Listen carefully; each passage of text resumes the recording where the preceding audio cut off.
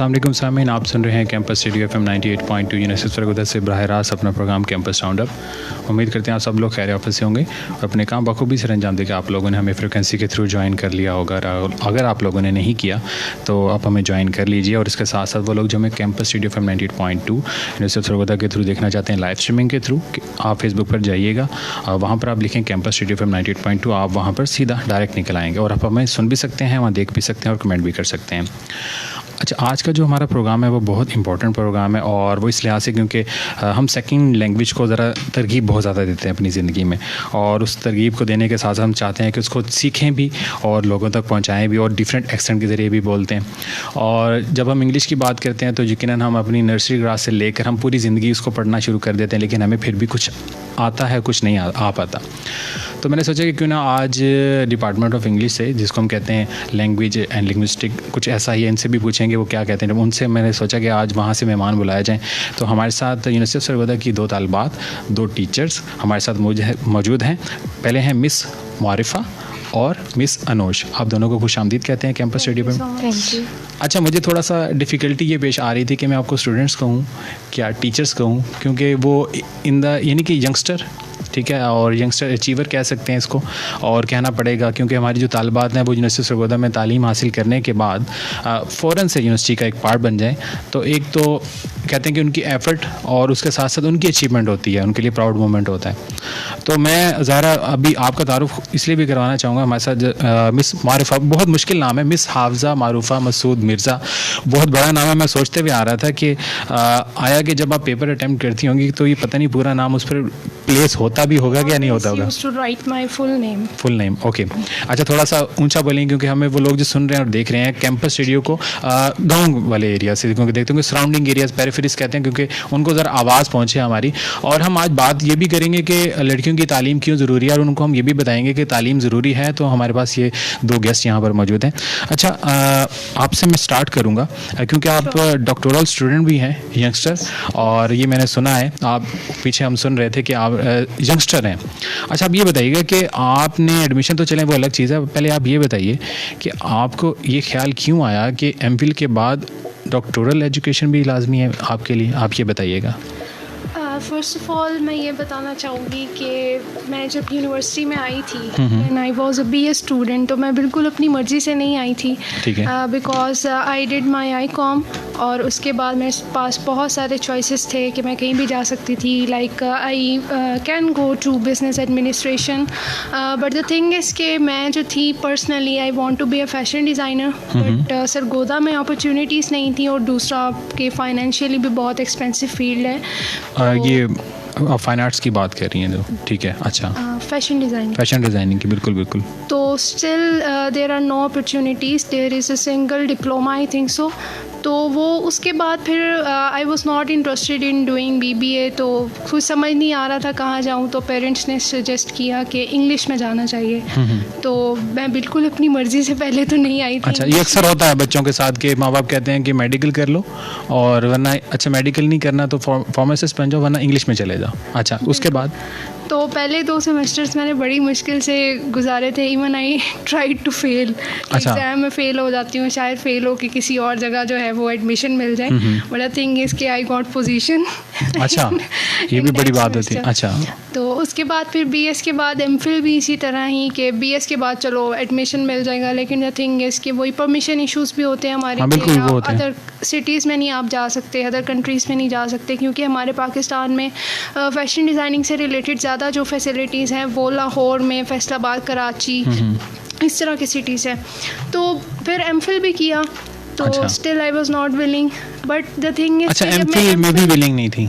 MPhil के course वक्त तक विलिंग नहीं। अच्छा, ठीक है। लेकिन उसके बाद फिर जब मैंने with the passage of time खुद को देखा कि अपने आप में एक स्पार्क ढूंढा एक्चुअली, तो उसके बाद फिर जब मैं when I was doing research work, तो वहाँ मैंने इस चीज़ को रियलाइज़ किया कि नहीं, अब एक तो काफ़ी टाइम भी गुजर चुका है, अगर अब मैं यहाँ से स्टेप बैक करूँगी तो वो मतलब मेरा ही लाइफ का एक किस्म का मेहनत जो आपने की हुई है, 4 ईयर्स वो और 2 साल लिए कि मतलब एक 6 साल की लंबी जर्नी के बाद, तो फिर अल्हम्दुलिल्लाह मैंने with in time period 2 years का टाइम पीरियड होता है, उसी में ही जो है मैंने थीसिस किया और मेरा वाइवा भी हो गया and I was the very youngest कि मैंने साथ ही विदाउट टेकिंग एनी लीव मैंने साथ ही जो है पीएचडी में एडमिशन लिया। और पीएचडी में एडमिशन मैंने इसलिए लिया क्योंकि मैं अपने आप को जो है वो एक लेवल पे देखना चाह रही थी अब, क्योंकि मेरी जो थी वो लाइफ जर्नी आजकल हर लड़की जो है पाकिस्तानी सोसाइटी या कोई भी सोसाइटी हो जाए she wants to be independent बिल्कुल एंड जो प्रोफेशनली आजकल जो है वो लड़कियां ज़्यादा है एज़ कम्पेयर टू बॉयज़। तो दूसरा ये कि हमारी सोसाइटी में मोस्टली क्या होता है कि अगर हम सोसाइटियल नॉर्म्स एंड कंडीशन और कल्चर के हवाले से देखें तो बीएस या एमफिल के बाद मोस्टली जो है it is just a wastage of degree कि इतनी लंबी जर्नी के बाद दे स्टिल ये बहुत लंबी आप बीती है, ये मुझे लगता है कि ना ख़त्म होने वाली हो जाएगी, शादियाँ हो जाती हैं। हाँ, और उसके ऐसे बाद they are sitting at their homes. अच्छा ये तो आपकी मैंने हाँ बिल्कुल ये आप बीती आपकी इसलिए सुन रहा था कि मुझे ये था कि आपका वो प्रोग्राम कैसे चला आईकॉम के बाद, ये सारी जर्नी यूनिवर्सिटी सरगोदा में स्टार्ट कैसे हुई, ये सारी चीज़ें। अच्छा वरना तो अनोश रह जाएंगी क्योंकि मैं चाहता हूँ कि ज़रा अनोश की तरफ बढ़ें, फिर इसके बाद चंक्स आपसे भी लेते हैं। अनोश हमें बताएंगी कि अनोश आप ये बताइएगा कि एडमिशन जो था आपने ज़रा एमफिल किया, उसके बाद आप पढ़ा भी रही हैं, तो आप ये बताइएगा कि पढ़ाना आसान है कि पढ़ना आसान है? मेरा ख्याल है पढ़ाना ज़्यादा आसान है। अच्छा वो क्यों? क्योंकि मैं हमेशा से स्टडी ओरिएंटेड रही हूँ, लेकिन मैंने ये देखा कि when we get a chance to transfer knowledge, जब हमें नॉलेज और लोगों को सिखाने का मौका मिलता है तो वो ज़्यादा बेहतर होता है। You are changing lives of people. अच्छा हाँ बिल्कुल ऐसे ही है। स्टडी होती है तब तक वो आप तक महदूद होती है, लेकिन जब आप पढ़ाने के प्रोसेस में आते हैं तब you are actually making strong and progressive and successful people. अब वो बिल्कुल ऐसा होता है। एज अ स्टूडेंट भी जब मैं यूनिवर्सिटी में आई थी, I became topper in my masters in English. मैंने मैं इंग्लिश किया था, so I was silver medalist. लेकिन साथ ही फिर मैंने इंटर्नशिप स्टार्ट कर दी when I was a student. मुझे बहुत कुछ सीखने। इंटर्नशिप कहाँ की आपने start? That was through CDC। Okay हाँ CDC बिल्कुल। अच्छा तो उसके थ्रू जब मैंने इंटर्नशिप स्टार्ट की, पाक चाइना सेंटर में थी मेरी, पाकिस्तान इंस्टीट्यूट ऑफ चाइना। हाँ बिल्कुल। वहाँ से मुझे बहुत एक्सपीरियंस मिला एक स्टूडेंट की फेज़ में होते हुए। I was a student, I was the only girl who got admission at university in my family. अच्छा हाँ ये भी एक बड़ा डिलेमा रहता है कि पूरे ख़ानदान में से कोई पढ़ा नहीं हुआ और फिर उसके बाद पढ़ा भी हुआ। Only candidate in my family के जिसने जो है एमफिल के बाद मतलब पीएचडी भी कंटिन्यू। आज लगता है आपका गला ख़राब लग रहा है, मुझे लग रहा है आपका गला ख़राब है, थोड़ा वोकल साथ नहीं दे रहा, कोई नहीं मसला, वो हम कर लेंगे। मैंने अच्छा अनोश की ज़रा बात सुन लें। अनोश असल में वो नाम ज़रा स्किप हो जाता है। अच्छा हम बात कर रहे थे कि आप एक ही थी जिनको ज़ाहिर है वो जिन्होंने एडमिशन लिया घर से, ज़ाहिर है एक फैमिली में। अच्छा to get admission at university, क्योंकि अमूमन लड़कियों को ये कहा जाता है कि चलो जी अब इसका BA हो गया तो शी शुड गेट मैरिड। हाँ ये तो एक है करके इसने क्या करना है, घर ही संभालना है। लेकिन I change the thinking process of my family, उनका जो भी आइडिया था, और now every girl in my family is at university level. अच्छा आपने ज़ाहिर है जब BS किया, मास्टर्स किया ना आपने, मास्टर्स के बाद आपने MS किया, आपने BS जो हम ग्रेजुएट के बाद। अच्छा नहीं आपने फिर MPhil में ऐसा क्या सोच कर MPhil में एडमिशन लिया ये बताइएगा, और यूनिवर्सिटी सरगोदा में ही क्यों फिर दोबारा से, कि यहीं से कंटिन्यू क्यों करना चाह रही थी? Because I guess this is the only institute in Sargodha and this was a great opportunity for me कि मैं जिस इदारे में ऑलरेडी जॉब करती रही हूँ वहाँ पर मैं मज़ीद आगे पढ़ सकूँ। और फिर ये सरगोधा में अच्छी फैसिलिटी भी है कि हमें कोई और प्राइवेट यूनिवर्सिटी जैसे हमारे पास UOL है, there is quite higher fee, तो why go to some other university when we have our institute. बिल्कुल ऐसे, क्योंकि जो हम कहते हैं कि नियरेस्ट स्पॉट होता है उसी को ही अवेल करना चाहिए। अच्छा आप ये बताइएगा, ज़ाहिर है वो कुछ बातें दरमियान में रख दी, मैंने कहा ज़रा साथ ले लें, दोनों का बॉन्डिंग अच्छी है तो दोनों एक साथ होती हैं तो दोनों पीछे ना रह जाएगी। फिर आपने क्यों नहीं डॉक्टरल में एडमिशन लिया, या अभी ये रहता है? अच्छा अभी हाँ बिल्कुल वो रहता है, बिल्कुल ठीक हो गया, चलें अच्छा ये भी हो गया। अच्छा जब PhD में एडमिशन ले लिया और मेरे में कोर्स ख़त्म हो गया तो उसके बाद पढ़ाने का ख्याल आया था या फिर टीचर या किसी ने फोकस किया? Teaching in MPhil। अच्छा ठीक है। 2018 में मैंने पढ़ाना स्टार्ट किया था। ठीक है। और उसके बाद अब फिर कंटिन्यू किया and I have been teaching from 3 years। अच्छा नहीं तो ये बताइएगा कि पढ़ना आसान है क्या पढ़ाना? क्योंकि ये सवाल पढ़ाना वो क्यों आसान है कि कुछ भी आया और यू स्टडी आपके माइंड पे हमेशा एक प्रेशर रहता है एग्जाम्स के और टास्क जो है उसको कंप्लीट करने का, और मतलब आप जो उस टाइम में लर्न कर रहे होते हो चीज़ें, वो सिर्फ एक एग्जामिनेशन के हवाले से कर रहे होते हो, ठीक है, कि इतना याद करना है, पेपर में ये आ सकता है, पेपर में ये आ सकता है। लेकिन when you are in the field of teaching, क्योंकि आपने वहाँ पे ढेर सारी ऑडियंस को डील करना है and you have to prepare yourself from each and every perspective, तो आप बहुत ज़्यादा स्टडी करते हो, बहुत ज़्यादा चीज़ें सीखते हो, because there is a question answer session. आपके पास 60 के करीब 60 ऑडियंस बैठी है, उसमें से 50 तो तकरीबन जो सवाल करेंगे, उन सवालों से फिर एक क्रिटिकल थिंकिंग जो है वो डेवलप होती है, आपको जो है वो न्यू से न्यू डायमेंशंस, न्यू से न्यू चीज़ें सीखने को मिलती हैं। वो मैं ये कहता हूँ कि अगर 40 बच्चे बैठे हैं तो हम 40 से ही गेन कर रहे हैं चीज़ें, डिफरेंट माइंडसेट होते हैं, बिल्कुल, यू आर स्टैंडिंग देयर, और आपने उन सब के अकॉर्डिंग जो है उस सारी ऑडियंस को इंगेज करते हुए बोलना होता है, तो वो एक्सपोजर टोटली डिफरेंट है और आसान है एज कम्पेयर टू लर्निंग। अच्छा। यहाँ पे हम अंडर प्रेशर चीज़ें पढ़ रहे होते हैं, यहाँ पर ऐसी कोई स्टेज नहीं। मुझे लगता है कि थोड़ा सा पढ़ाना भी इसलिए मुश्किल होता है कि आपने पहले तैयारी करनी होती है। क्यों अनुष, ऐसा ही है? नहीं, थोड़ा सा माइक के पास हम बोलेंगे क्योंकि वो थोड़ा सा आवाज़ हमें भी आएगी और लोगों को भी आएगी। जी जी। टीचिंग जो है वो भी आपकी एक लर्निंग फेज ही होती है। हम अक्सर क्लास में जाते हैं और ऐसे ऐसे टैलेंटेड स्टूडेंट्स होते हैं कि वो बजाय हमारे पढ़ाने के वो हमें पढ़ा रहे होते हैं। हाँ, अक्सर हो जाता है अक्सर कि वो चीज़ें हमें उनसे सीखने को मिलती हैं बहुत ज़्यादा। मतलब लर्निंग प्रोसेस जो है वो आपका थ्रू आउट द लाइफ कहीं पर एंड नहीं होता, स्पेशली एक टीचर की लाइफ में, क्योंकि आप हो सकता है आप कोई आर्केक वर्जन पढ़ के आए हो, लेकिन आपका स्टूडेंट, सारी बात है, जन जी से है, तो मॉडर्निस्टिक माइंडसेट का होता है, उससे हमें बहुत कुछ सीखने को मिल रहा होता है। बिल्कुल ऐसी। अच्छा चलिए, ये तो हम एक आपका थोड़ा सा इंट्रोडक्शन ले रहे थे कि मैंने कहा सोचा पूछता हूँ कि दोनों की क्या क्या ज़िंदगी में चीज़ें हैं पाई जाती हैं और कितना एक हाइल है इंग्लिश। अच्छा ये बता दें दोनों कि आपने कहा कि एडमिशन आपने इंग्लिश में नहीं लेना था, ठीक है, और BBA में लिया और फिर उसके बाद आपका सारी ट्रेनर शुरू हो गया, लेकिन जब इंग्लिश में ले लिया एडमिशन तो फिर उसके बाद आपने क्या सोचा? पहला दिन आपका क्या था? वैसे पहला दिन क्या था यूनिवर्सिटी ऑफ सरगोदा में अगर एंटर हो रही थी? करना है सबसे पहले ये। अच्छा। लेकिन मेरे एक टीचर थे, उन्होंने बहुत अच्छी बात की कि PhD में, क्योंकि मुझे कुछ थोड़ा प्रोफेशनल स्टेज की तरफ भी जाना था, अपने आप को जो था वो प्रोफेशनली भी सेट करना था, तो मैंने बताया उनको कि मुझे CSS करना है, तो वो उन्होंने बड़ी अच्छी बात की थी कि अब जो 8 साल की इतनी लंबी छलांग मार के PhD में आए हो, तो एक जो है अब CSS की खातिर एक तो पहले इतना पढ़ना है, ठीक है, क्योंकि CSS में आपको बहुत पढ़ना पड़ता है। ये है कि नॉलेज आपका ज़रूर इंक्रीज़ होता है, बट द थिंग इज़ कि अब ये अक्लमंदी वाली बात नहीं है कि अब आप एक तरफ डॉक्टर बनने जा रही हो और दूसरी तरफ आप स्टेप बैक करके आप कहो कि नहीं मैंने CSP ऑफिसर बनना। अच्छा, ऐसा हो सकता है कि अगर आप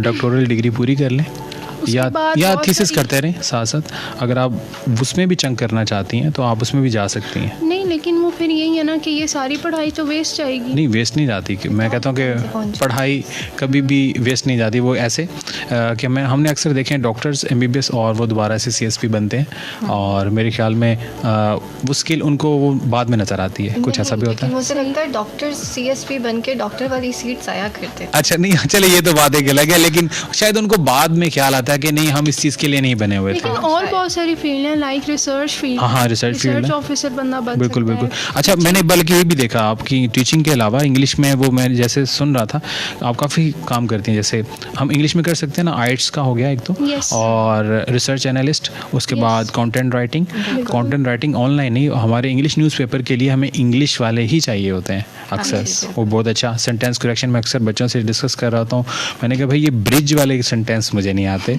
ये आप लोगों को मैडम ही बताएंगे या सर ही बताएंगे। अच्छा, एक तो ये चीज़ होगी। अच्छा, आप बताइए कि यूनिवर्सिटी ऑफ सरगोदा में एडमिशन जब आपने लिया कोई दुश्वारी पेश तो नहीं आई थी उस वक्त कोई? नहीं, एक्चुअली वो हमें ना आपकी थोड़ी सी आवाज़ ना माइक के पास अगर आप थोड़ा सा कह लें बस काफ़ी है। Is it fine now? जी। ओके। एक्चुअली मिस मुआरफा के जो फादर थे वो मेरे ऑलरेडी टीचर थे जब मैंने मास्टर्स में एडमिशन लिया, तो बल्कि अच्छा हो गया था कि जब मैं एडमिशन ले रही थी उस टाइम पे एडमिशन प्रोसेस जो था वो ऑनलाइन जा चुका था। ठीक है। I took admission in around 2018 and I completed my masters in 2020, तो एडमिशन में ऐसा कोई दुश्वारी नहीं आई थी। I easily got admission in first merit list. अच्छा चलें, ये भी अच्छा हो गया। अच्छा आपको कोई मसला हुआ हो? Not at all. अच्छा कोई एडमिशन की दुश्वारी नहीं आई और इजी आई और आपने फॉर्म दिया और हो गया? नहीं, अगर आ भी जाती है तो हमारा माशाल्लाह स्टाफ बड़ा Merit कोऑपरेटिव है। यूनिवर्सिटी के वाले से अगर हम देखें, फैसिलिटेशन सेंटर जो है वहाँ भी आपको बड़े अच्छे से जो है वो कोऑपरेट किया जाता है। बिल्कुल। अच्छा वो इसलिए जानने की भी कोशिश कर रहा हूँ और बताने की भी कोशिश इसलिए कर रहा हूँ क्योंकि अक्सर लोग जो सराउंडिंग एरिया से आते हैं उनको मसला ये होता है कि हम जाएं कहाँ, और उसके साथ साथ जाने के साथ साथ उन्हें ये पता नहीं होता कि फॉर्म कहाँ सबमिट करवाएंगे, क्यूरी कहाँ से लेनी है। तो FC सेंटर जो कि फैसिलिटेशन सेंटर है उसने ये मुश्किल आसान कर दी कि आपको कोई इन्फॉर्मेशन लेनी है आप वो डायरेक्ट वहाँ चले जाएँ, ठीक है। और अगर वो डायरेक्ट वहाँ नहीं जा सकते तो कोई ना कोई आपको हेल्प आउट कर देता है। फ़ोन नंबर है, आपके पास यूनिवर्सिटी का पेज है, और इवन email आपका है, जो everything। प्रॉस्पेक्टस है उसमें इवन सारी वो प्रेस्क्रिप्शंस और रूल्स एंड रेगुलेशंस मेंशन होते हैं, बंदा वहाँ से भी पढ़ सकता है। चलें हम अभी ज़रा एक ब्रेक लेते हैं, छोटे से ब्रेक की तरफ चलते हैं, फिर आपसे आगे जाकर पूछेंगे एजुकेशन के पर्सपेक्टिव से और भी काफ़ी सारी चीज़ें। अभी हम चलते हैं छोटे से ब्रेक की जाने, आप सब लोग हमारे साथ रहिएगा। ने फरमाया, पानी को ज़ाया ना करो, चाहे तुम बहते हुए दरिया के किनारे पर ही क्यों ना खड़े हो। इसलिए पानी को महफूज करना भी एक सदका है। एक अंदाजे के मुताबिक 2025 तक पाकिस्तान बदतरीन कहतसारी का शिकार हो सकता है। इस सूरत हाल से बचने के लिए पानी को महफूज करने और ज़ाया होने से बचाने की अशद ज़रूरत है, जिसे हम रोज़मर्रा ज़िंदगी के मामूलात में शामिल करके बहुत आसानी के साथ पानी की बचत कर सकते हैं। क्या आपको मालूम है कि हम गफलत और बेएहतियाती से कितना पानी ज़ाया कर देते हैं? आइए आप भी सीखिए और इस सदका जारिया में शामिल हों। किचन में बर्तनों को धोते वक्त पानी को बंद रखें और फालतू में ना बहने दें। फ्रीजर की जमी हुई ठंडी अशिया को बहते हुए पानी में रखने की बजाय कुछ देर के लिए बाहर रखकर पिघलने दें। फलों और सब्जियों को बहते हुए पानी से धोने की बजाय गहरे बर्तन का इस्तेमाल करें। नहाते हुए अपने शावर के पानी के अखराज को कम रखें। एक 5 मिनट का शावर 40 लीटर पानी की बचत कर सकता है। बालों को धोने के दौरान पानी की टूटी को बंद कर दें। दांतों को ब्रश और वजू करते वक्त वक्फा के दौरान पानी के नल को बंद रखें। दांतों को ब्रश करने के दौरान पानी के नल को बंद रखने से 20 लीटर पानी की बचत होगी। शेव करते हुए पानी की टूटी को बंद रखें। पानी के लिए अलहदा से कप का इस्तेमाल करें। टिश्यू, कागज और बुझे हुए सिगरेट कूड़ेदान में डालें और उनको फ्लश ना करें। कार को धोने के लिए घरेलू पाइप की बजाय बाल्टी का इस्तेमाल करें।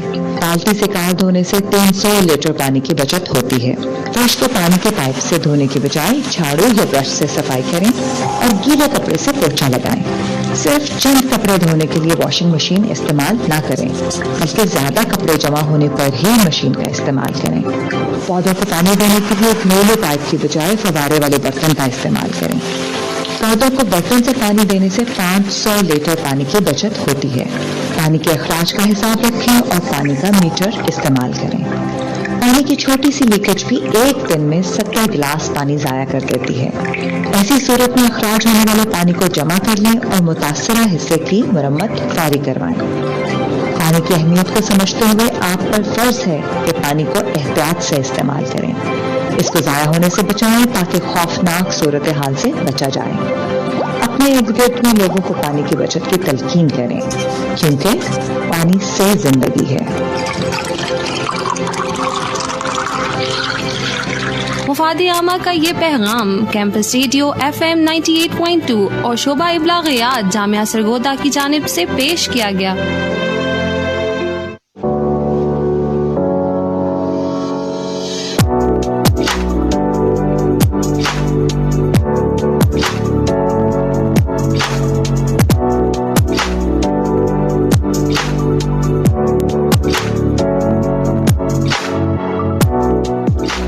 जी तो वेलकम बैक सामीन, आप सुन रहे हैं campus radio FM 98.2 university Sargodha से बराह रास्त, और हमारे साथ आज मौजूद हैं मिस मारिफा और miss Anosh, department of English से। दोनों तालिबात भी हैं और दोनों टीचर्स भी हैं, और टीचर लेक्चरार हम यूनिवर्सिटी में इसको कहते हैं, और वो बेहतर रहता है। टीचर भी हम बोलते रहते हैं क्योंकि स्कूल टीचर याद आ जाता है।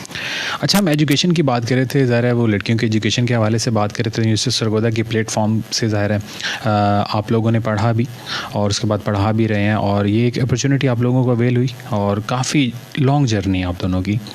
अच्छा, एजुकेशन के पर्सपेक्टिव में अगर हम बात करें तो आप क्या समझती हैं कि जो आपके टीचर्स हैं एजुकेशन कैसी प्रोवाइड करते हैं, क्या गाइडलाइन देते हैं, आप बताइए। सबसे पहले तो मैं टीचर्स के हवाले से ये कहना चाहूँगी कि they are friendly actually, they actually appear as a true definition of a teacher. Teacher का काम जो है वो सिर्फ नॉलेज प्रोवाइड करना नहीं होता और पढ़ाना नहीं होता, रैदर हमें जो है साथ में मॉरल एथिक्स भी सिखाए जाते हैं। उसके अलावा हमारे साथ जो इन्वायरमेंट है वो बड़ा ही एक फ्रेंडली किस्म का है।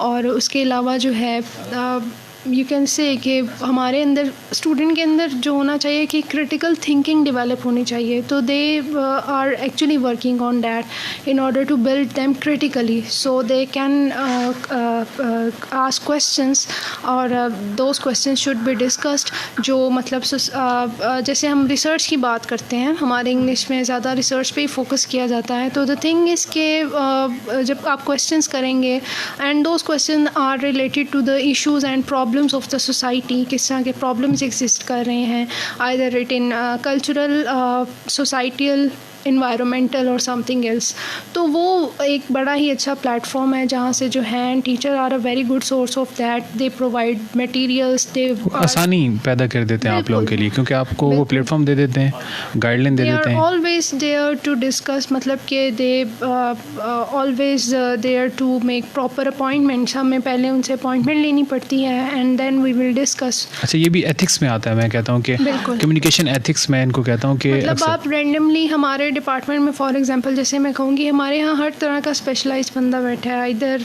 सम are specialized in applied linguistics, post colonialism है, डिस्कोर्स है, सिंटेक्स है, मतलब लिटरेचर एंड लैंग्वेज में जितनी भी। अच्छा, ये मैं पूछूंगा आपसे आगे जाके ना, ये जो आपने मुझे बताई हैं चीज़ें ना, ठीक है, ये मुझे ज़रा बताएं। पहले अनोस के ज़रा एक कमेंट ले लें इसी के ऊपर। आप बताइएगा आपने कैसा पाया कि आपके ये जो सादा कराम हैं उन्होंने आपको कैसा गाइड किया, ये बताइएगा। First of all I would like to say कि हमारा जो सब्जेक्ट है ना, लिटरेचर और लिंग्विस्टिक्स, ये कोई मतलब बाकी साइंस और सोशल साइंसेस की तरह बहुत रूखा फीका सब्जेक्ट नहीं है। इसकी नोयत को बरकरार रखते हुए हमारे डिपार्टमेंट का जो इन्वायरमेंट है, because literature is the study of life, तो मुझे लगता है कि जब आप एक मरतबा इंग्लिश लैंग्वेज या लिटरेचर पढ़ लेते हैं तो आपका जो ज़िंदगी को देखने का ज़ाविया होता है ना, वो टोटली चेंज हो जाता है। वो वैसे ही चेंज हो जाता है, आप इतना पढ़ते जो बिल्कुल। वो मुझे लगता है कि इंग्लिश वाले हर वक्त पढ़ते ही रहते हैं और ऐसा नहीं, it's more like experience. Novels पढ़ते रहते हैं, मैंने तो देखा है कि बच्चों के पास नॉवेल्स ही नॉवेल्स होते हैं, कुछ ऐसा है सिनेरियो। लेकिन वो नॉवेल्स भी ज़िंदगी की ही अक्कासी कर रहे होते हैं। आपको जितने भी एक्सपीरियंसेस या जितनी भी अभी 20th सेंचुरी 21st सेंचुरी में जो कुछ हो रहा है वही सब कुछ हमारे पास नॉवेल्स में होता है। अब हमारे टीचर्स हमें एक्चुअली मैं कहूँगी कि इनेबल करते हैं प्रैक्टिकलिटी की तरफ। अच्छा, एग्जीबिशन मैंने सुना है कि आप लोगों की कोई एक्टिविटीज़ ऐसी होती हैं जैसे आप नॉवल को प्ले करते हैं। यस, लिटरेरी फेस्टिवल में actually we used to play with the help of different characters. आपने किया कभी?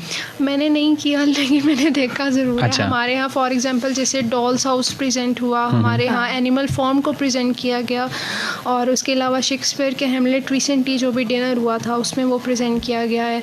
मैकबेथ प्रेजेंट हुआ, बहुत सारे प्लेज ऐसे। हमें तो ओथेलो का ही पता है, शेक्सपियर का पता है, इससे ज़्यादा तो हमें नहीं पता। चलें, अच्छा है। कैरेक्टर डे भी था जिसमें स्टूडेंट्स डिफरेंट नॉवेल्स के जो थे वो कैरेक्टर्स बनकर आए थे। अच्छा, वो आपने कभी कैरेक्टर बने कुछ? मैंने देखा, हाँ मैंने देखा कि इंग्लिश डिपार्टमेंट के बच्चे कुछ बने हुए थे और फेस्टिविटी हुई थी। अच्छा, जिसमें दे वर अपीयर्ड इन डिफरेंट कैरेक्टर्स। कुछ डिज्नी कैरेक्टर्स बने थे, कुछ लिटरेरी कैरेक्टर्स बने थे, और इस तरह ही मुझे एक दो ही याद है, जैसे पीकी ब्लाइंडर्स थे। हाँ, पीकी ब्लाइंडर्स है, बिल्कुल वो देखे हमने। अच्छा, मुझे ये बताइएगा कि अभी जब एक्टिविटी करवाते हैं तो इसमें कुछ बच्चों के मार्क्स भी होते हैं कि आप लोग ये करेंगे या फिर वो खुशी से करते हैं, ये बताएं। This totally depends upon their on choice. Marks जैसा तो कुछ नहीं। वो बच्चे अक्सर होता है ना कि आप लोग नहीं करेंगे तो हम अक्सर होता है ना कि नहीं करते बच्चे। ऐसा कोई होता नहीं है जो कहता है कि नहीं। अच्छा, it's just a thing like कि स्टूडेंट्स जो हैं वो पढ़ते मतलब कंटिन्यूअसली अगर आप पढ़ते रहें तो बोर हो जाएंगे। बिल्कुल मेंटल। इस तरह ये यूनिवर्सिटी, कॉलेज और स्कूल लाइफ का यही डिफरेंस है। यहाँ पर मतलब रैंडमली आपको छुट्टियाँ मिल रही हैं। अब जिस तरह ईद हॉलीडेज बहुत सारी हुई हैं तो हमारे बच्चे बहुत खुश हैं। नहीं, वो खुश, मुझे लगता है कि 3 दिन के बाद बोर हो जाता है इंसान। वो तो ज़्यादा खुश होंगे फिर। नहीं, ईद पर ज़ाहिर बात है घूमना फिरना है, हाँ, ये सारा रहता है बिल्कुल। और उसके अलावा जो है क्या कहते हैं, फिर इस तरह की एक्टिविटीज़ आ जाती हैं, लिटरेरी फेस्टिवल्स आ जाते हैं, बुक फेयर्स आ जाते हैं, एनुअल डिनर्स आ जाते हैं, ट्रिप्स होते हैं, स्टडी टूर्स। वो भी पूछूंगा मैं आपसे, ज़रा एजुकेशन के हवाले से हम बात कर लें। अच्छा, मुझे ज़रा ये बताइएगा, हाँ ये एक्टिविटीज़ सारी मुझे ये बताएंगे, अनुष बताएंगे हमें कि आपने कभी लाइब्रेरी का विज़िट किया? हाँ जी, विज़िट वो लोग वैसे करते हैं सोने के लिए, आपने पढ़ने के लिए किया? ऐसा बिल्कुल नहीं अच्छा। है, क्योंकि बीइंग अ टॉपर, जब मैं मास्टर स्टूडेंट थी तो मेरी पोजीशन आया करती थी हर सेमेस्टर में। मुझे लगता है लाइब्रेरी का होना बाइस नेमत है यूनिवर्सिटी में। आपको ऐसी बहुत सी बुक्स की एक्सेस मिल जाती है जो कि आपको आमतौर पे बाज़ार में नहीं मिलती है, वो बहुत एक्सपेंसिव होती है। तो ऐसे स्टूडेंट्स बहुत, मैं कहूँगी, विटी और इंटेलिजेंट होते हैं जो कि लाइब्रेरी को यूज़ करते हैं। जब आपके पास एक फ़ैसिलिटी मौजूद है और इतनी अच्छी फैसिलिटी है तो आपको ज़रूर इसका यूसेज करना चाहिए। अच्छा, यानी कि आप यूज़ टू रही उसको फुली इंगेज किया आपने किया कभी? Yes, of course. Lincoln corner का विजिट किया आपने? लिंकन कॉर्नर भी।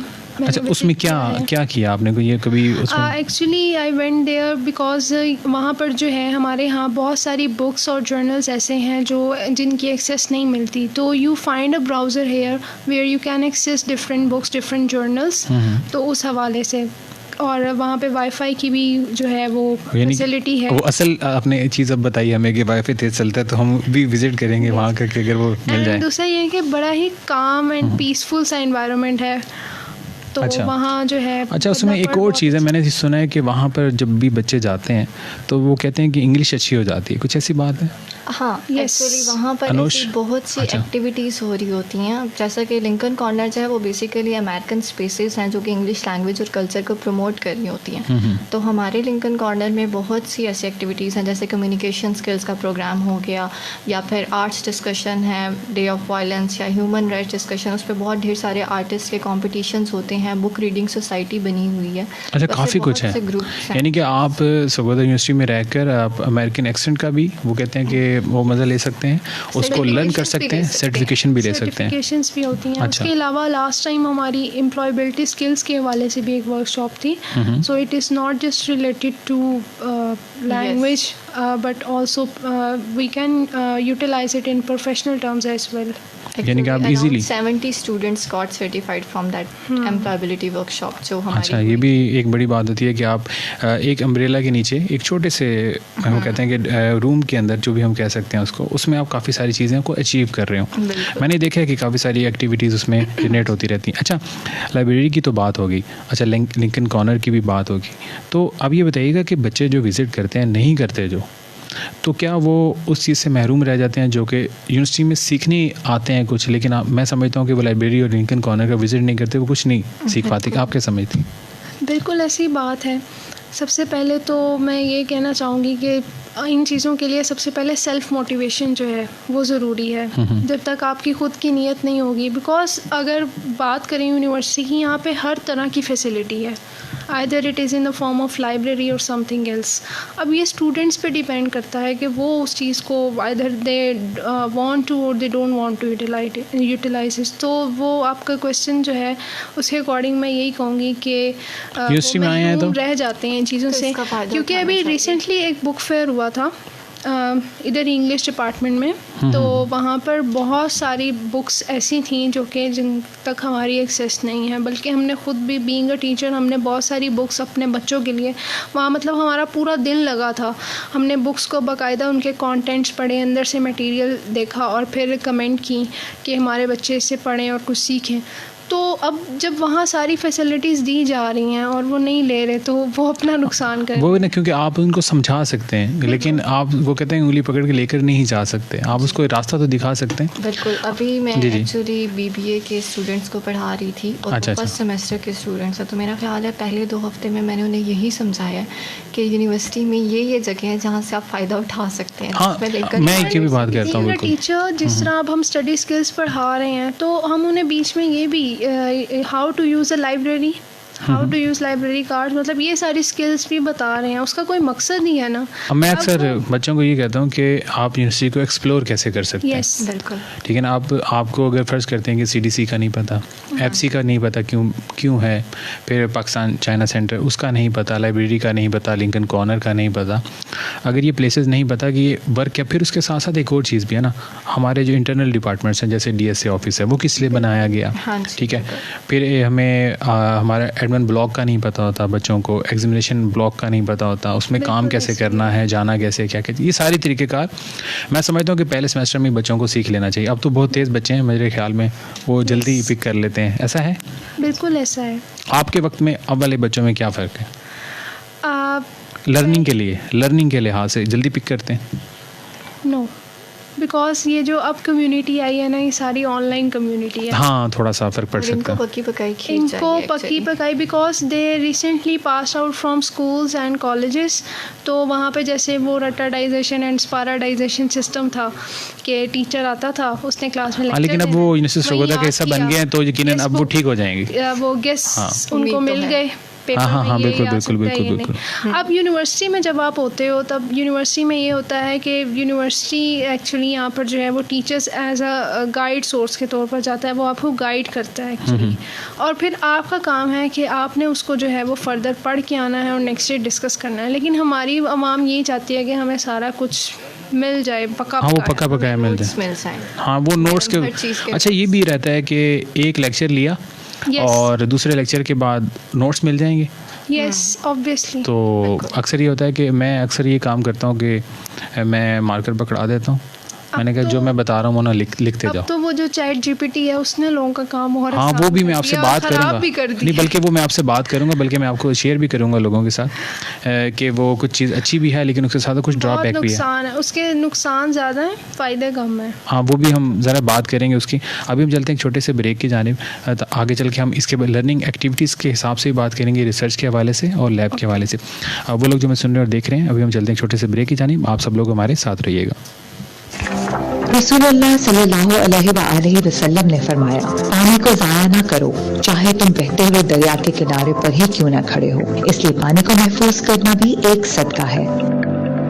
एक अंदाजे के मुताबिक 2025 तक पाकिस्तान बदतरीन कहतसारी का शिकार हो सकता है। इस सूरत हाल से बचने के लिए पानी को महफूज करने और ज़ाया होने से बचाने की अशद ज़रूरत है, जिसे हम रोज़मर्रा ज़िंदगी के मामूलात में शामिल करके बहुत आसानी के साथ पानी की बचत कर सकते हैं। क्या आपको मालूम है कि हम गफलत और बेएहतियाती से कितना पानी ज़ाया कर देते हैं? आइए आप भी सीखिए, इस सदका जारिया में शामिल हों। किचन में बर्तनों को धोते वक्त पानी को बंद रखें और फालतू में ना बहने दें। फ्रीजर की जमी हुई ठंडी अशिया को बहते हुए पानी में रखने की बजाय कुछ देर के लिए बाहर रखकर पिघलने दें। फलों और सब्जियों को बहते हुए पानी से धोने की बजाय गहरे बर्तन का इस्तेमाल करें। नहाते हुए अपने शावर के पानी के अखराज को कम रखें। एक 5 मिनट का शावर 40 लीटर पानी की बचत कर सकता है। बालों को धोने के दौरान पानी की टूटी को बंद कर दें। दांतों को ब्रश और वजू करते वक्त वक्फा के दौरान पानी के नल को बंद रखें। दांतों को ब्रश करने के दौरान पानी के नल को बंद रखने से 20 लीटर पानी की बचत होगी। शेव करते हुए पानी की टूटी को बंद रखें। पानी के लिए अलहदा से कप का इस्तेमाल करें। टिश्यू, कागज और बुझे हुए सिगरेट कूड़ेदान में डालें और उनको फ्लश ना करें। कार को धोने के लिए घरेलू पाइप की बजाय बाल्टी का इस्तेमाल करें। बाल्टी से कार धोने से 300 लीटर पानी की बचत होती है। फर्श को पानी के पाइप से धोने की बजाय झाड़ू या ब्रश से सफाई करें और गीले कपड़े से पोछा लगाएं। सिर्फ चंद कपड़े धोने के लिए वॉशिंग मशीन इस्तेमाल ना करें, बल्कि ज्यादा कपड़े जमा होने पर ही मशीन का इस्तेमाल करें। पौधों को पानी देने के लिए घरेलू पाइप की बजाय फवारे वाले बर्तन का इस्तेमाल करें। पौधों को बर्तन से पानी देने से 500 लीटर पानी की बचत होती है। पानी के अखराज का हिसाब रखें और पानी का मीटर इस्तेमाल करें। पानी की छोटी सी लीकेज भी एक दिन में 70 गिलास पानी जाया कर देती है। ऐसी सूरत में अखराज होने वाले पानी को जमा कर लें और मुतासरा हिस्से की मरम्मत फौरी करवाएं। पानी की अहमियत को समझते हुए आप पर फर्ज है कि पानी को एहतियात से इस्तेमाल करें। इसको ज़ाया होने से बचाएं ताकि खौफनाक सूरत हाल से बचा जाए। अपने इर्द गिर्द में लोगों को पानी की बचत की तलकीन करें, क्योंकि पानी से जिंदगी है। मुफादी आमा का ये पैगाम कैंपस रेडियो FM 98.2 और शोभा इब्लागियात जामिया सरगोदा की जानिब से पेश किया गया।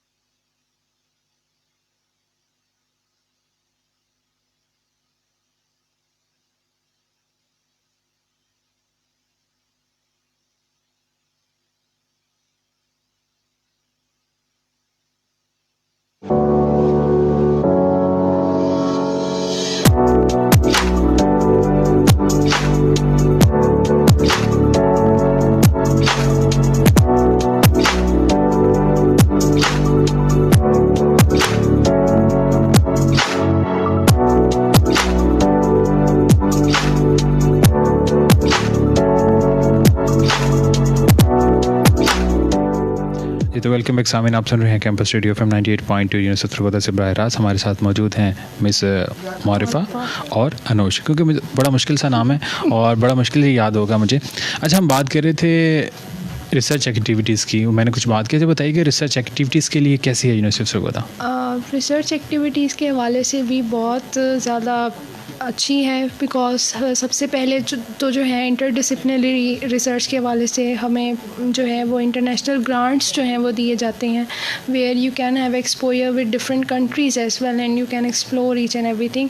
उसके अलावा बहुत सारी यहाँ पर नेशनल एंड इंटरनेशनल कॉन्फ्रेंसेस करवाई जाती हैं जिसमें डिफरेंट गेस्ट स्पीकर्स आते हैं, वो करंट एंड इमर्जिंग इश्यूज़ जो हैं वो डिस्कस करते हैं।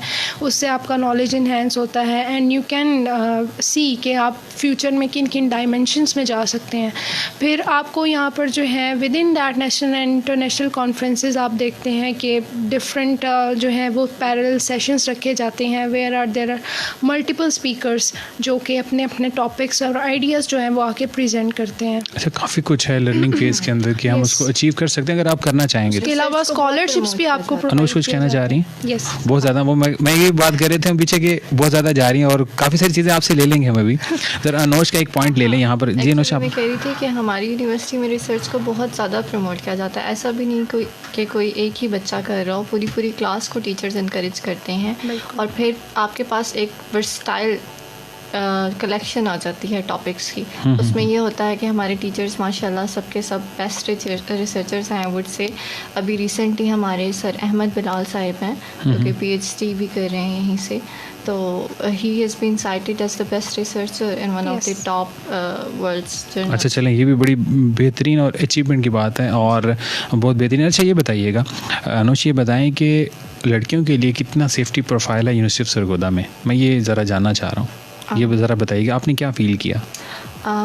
मुझे लगता है जब मैं यहाँ पर आई थी तो pertaining to the concerns of my family कि यूनिवर्सिटी का माहौल पता नहीं कैसा होता है, लेकिन उसमें उनकी थिंकिंग जो है वो बहुत ज़्यादा चेंज हुई है क्योंकि university of Sargodha specially females के लिए बहुत सेफ़ है। And you might have heard कि ये तो एक्चुअली जितनी हमारे पास बॉयज़ और फीमेल्स की रेशो है, बॉयज़ और गर्ल्स का रेशो, उसमें गर्ल्स ज़्यादा हैं, तो it is soon going to be. ये हमें फ़ील हो जाता है सुबह आते वक्त, हमें सुबह आते वक्त फ़ील हो जाता है कि वो एक आधा लड़का या बच्चा में नज़र आ रहा होता है, बाकी फीमेल्स ही होती हैं, क्योंकि काफ़ी ज़्यादा तादाद है यूनिवर्सिटी ऑफ सरगोदा में जो ज़्यादा लड़कियां ज़्यादा एडमिशन लेती हैं, वो बल्कि मेरिट पर पूरा उतरना, क्योंकि यूनिवर्सिटी ऑफ सरगोदा मेरिट पर चलती है और मेरिट पर ही सबसे ज़्यादा जितनी बच्चियाँ वो एडमिशन ले पाती हैं। अच्छा, इंग्लिश में ही क्यों एडमिशन लें वैसे वो? आप ये बताएं, इंग्लिश में ही क्यों एडमिशन लें? बिकॉज अगर हम अपने सोसाइटी के हवाले से देखें, फ़र्स्ट ऑफ़ ऑल अगर सोसाइटीली चीज़ों को देखें तो हमारे यहाँ बच्चियों को जो है, for example if they would go to business administration, उनके लिए बैंक में जॉब करना, किसी कंपनी में जॉब करना बहुत मुश्किल होता है। और इस तरह के अगर अदर फील्ड्स में जाए, जैसे कि मैंने अभी फ़ैशन डिज़ाइनिंग की बात की, तो हमारे यहाँ इस चीज़ को ज़रा अच्छा नहीं समझा जाता।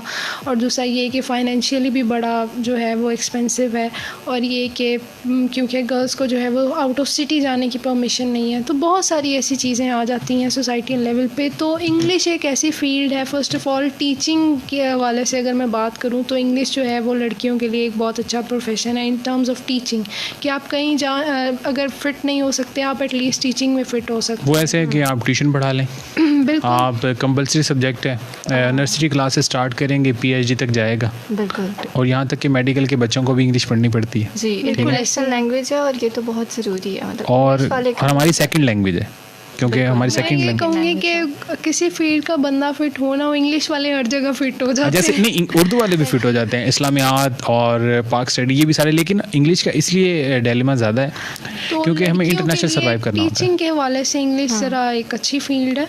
वो बिल्कुल आप लोग इंग्लिश को इसलिए सपोर्ट करेंगे क्योंकि आप लोग इंग्लिश के, क्योंकि करना भी चाहिए, क्योंकि हम मतलब हर है अपनी जगह लेकिन बहुत इंग्लिश अच्छा का है। इसलिए डिलेमा ज़्यादा है क्योंकि बड़ी एग्रेसिव सी लैंग्वेज है, कंपल्सरी सब्जेक्ट ठीक है, है, इंटरनेशनल लैंग्वेज है, बिल्कुल। और इंटरनेशनल लैंग्वेज है, कंपल्सरी है। और दूसरा ये कि आजकल हर एक का जो है वो स्टेटस को बना हुआ है। हाँ वो एक वो अलग चीज़ चली जाती है कि वो उसमें इंग्लिश का थोड़ा सा वो कहते हैं कि थोड़ा सा वो हल्का सा टच कह देते हैं देना, जैसे दाल में तड़का लगा दिया कहते हैं, तो इस तरह थोड़ा सा। आपने जहाँ जाना है, बेशक से आपने किसी भी फील्ड में जाना है, आपके लिए इंग्लिश कंपल्सरी है, वो तो कंपलसरी रहेगी। अच्छा एक और बात बताइएगा कि भी आपने हॉस्टल्स का विज़िट किया, कभी कुछ खाना खाया उधर, कैसा लगा आपको? गर्ल्स हॉस्टल की बात कर रहा हूँ। हाँ जी, मेरी कुछ फ्रेंड्स जो हैं वो हॉस्टलाइट्स हैं, बिकॉज़ हम दोनों तो डे स्कॉलर्स ही हैं। लेकिन मुझे बड़ा शौक़ था कि मैं कभी हॉस्टल जाऊँ और वहाँ पर रुकूँ, तो मैंने घर पे बड़ी ज़िद करके I stayed for around 28 hours in hostel. तो मुझे हॉस्टल का माहौल बहुत सेफ़ लगा, कि बड़ी पेरेंट्स की होती हैं कि पता नहीं हॉस्टल का माहौल कैसा होगा, आप क्यों जा रहे हो, लेकिन हमारी सरगोदा यूनिवर्सिटी का माहौल बहुत अच्छा है। अच्छा मैंने सुना वहाँ पे हर चीज़ अलग है, प्रेयर रूम अलग था, प्रेयर रूम है, स्टडी डाइनिंग रूम हॉल है, बाकायदा स्टडी रूम है, तो बहुत सारी जो और है वो मीडिया चीज़ें रूम वहाँ भी पे है। फैसिलिटीज़ अच्छा, हैं, टक शॉप्स हैं, अच्छा बहुत कुछ है। वो लाजमी होना चाहिए, वरना तो वो मकसद फोत हो जाता है, हम कहते हैं अगर वो नहीं होगा तो। अच्छा इसमें अब ये बताइएगा कितनी वैल्यूएबल है यूनिवर्सिटी के लिए, यानी कि आप लोगों की प्रेजेंस भी, और फिर वो बच्चे जो कि यूनिवर्सिटी ऑफ सरगोदा में एडमिशन लेते हैं, कितनी वैल्यूएबल है ये डिग्री इंग्लिश की? बिल्कुल उनके लिए आगे चल के फ्यूचर में। ये तो मैंने ऑलरेडी बता दिया। मैं कहता अब कौन सी, क्योंकि अब कितनी वैल्यूएबल है, क्योंकि टीचिंग तो हो गई, कि अब के सिनेरियो में कितनी वैल्यूएबल और पहले के सिनेरियो में कितनी थी, क्या हमेशा रहेगी? Anush would answer it better, फिर मैं आंसर करती हूँ। चलें अनुष से पूछ लेते हैं, अनुष क्या कहेंगे? क्योंकि अभी मैं बिज़नेस स्कूल में पढ़ा रही हूँ, तो मुझे बहुत बार ऐसा फ़ील होता है कि बच्चे जो हैं उर्दू स्पीकिंग में बहुत अच्छे होते हैं, because it is our first language. लेकिन आप कहीं भी चले जाएँ, आजकल जॉब मार्केट में आपके लिए बहुत ज़रूरी है कि आप इंग्लिश बोल रहे हो। तो आप इंटरव्यू दे रहे हैं, आपका इंट्रोडक्शन सबसे पहले वो चेक ये करते हैं कि आपकी जो है लैंग्वेज स्किल्स, सेकंड लैंग्वेज आपकी किस तरह की है। तो फिर मुझे लगता है कि इंग्लिश की जो प्रेजेंस है and society and as a teacher वो बहुत मैटर करती है, चाहे वो स्टूडेंट किसी भी डिसिप्लिन का है, क्योंकि उसने जब पाकिस्तान में रहना है और पाकिस्तान की सेकंड लैंग्वेज या ऑफिशियल लैंग्वेज इंग्लिश है, तो उसके लिए इंग्लिश की टीचिंग्स बहुत ज़रूरी हैं। अच्छा कोई कैंपस लाइफ के बारे में अगर आप बताना चाहेंगे, हम चलें एक छोटे से ब्रेक की जानिब,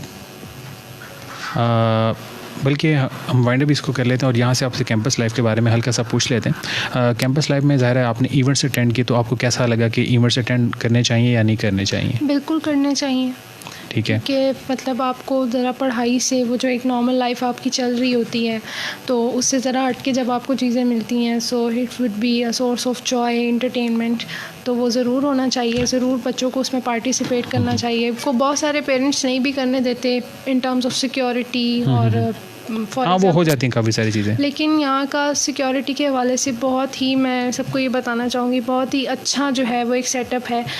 यहाँ पर सबसे बड़ी बात ये कि हर जगह आपको CCTV कैमरास दिखाई देंगे। If there is any issue तो हम आसानी से उसको डिटेक्ट कर सकते हैं। फिर हमारे मेल्स एंड फीमेल गार्ड्स दोनों ही जो है वो मतलब आपको डोर से लेकर जहाँ तक वेन्यू है आपका, जहाँ आपने जाना है, वहाँ तक आपको एक सिक्योरिटी की जो है वो फैसिलिटी प्रोवाइड की जा रही है। और इवन जब फंक्शन जो है, लेट नाइट फंक्शंस जो हैं, तो उसमें सबसे पहले जो है वो बच्चियों को जो है वो सिक्योर किया जाता है। सबसे पहले उनको अगर बस में जाना है, बस वाले बच्चों को बिठाया जा रहा है। हॉस्टल्स वाले हॉस्टल्स की तरफ जा रहे हैं। जिन्होंने घर जाना है, बाकायदा उनके घर कॉल, उनके जो हैं वो पेरेंट्स उनको देख करके वो किसके साथ जा रहे हैं, किसके साथ नहीं जा रहे, उनकी कंफर्मेशन लेके वो घर पहुंच गए हैं या नहीं। अगर इन केस अगर गार्ड्स नहीं है, सिक्योरिटी नहीं है, तो हमारे अपने टीचर्स, इवन हमारे अपने डिपार्टमेंट के टीचर्स वो वहाँ साथ खड़े रहते हैं। If there is nobody to be there, तो वहाँ पर जो है वो हमें फैसिलिटी प्रोवाइड करें कि हम आपको जो है वो घर तक ड्रॉप कराते हैं सेफली।